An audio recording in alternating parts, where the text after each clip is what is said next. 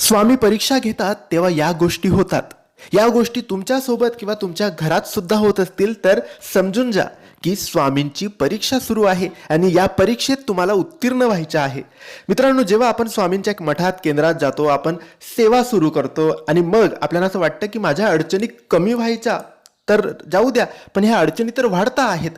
माझे पैसे कुठेतरी अडकले, पैसे मिळत नाहीये, घरात कटकटी सुरू आहेत, मी जेही काम करतोय त्यामध्ये मला अडचणी येत आहेत, जास्त येत आहेत, सेवा सुरू करून जास्त येत आहेत, किंवा मी जीही सेवा करतोय त्यामध्ये सारखे विघ्न येत आहेत, सेवेमध्ये खंड पडतोय, आरोग्य खराब होत आहे, सेवा पूर्णच होत नाहीये, पारायण करतो, मंत्रजप करतो, काही ना काही विघ्न येते, मंत्रजप करायला बसतो तर डोक्यात अनेक विचार येतात.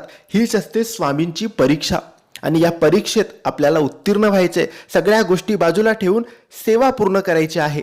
स्वामी फळ नक्की देतात.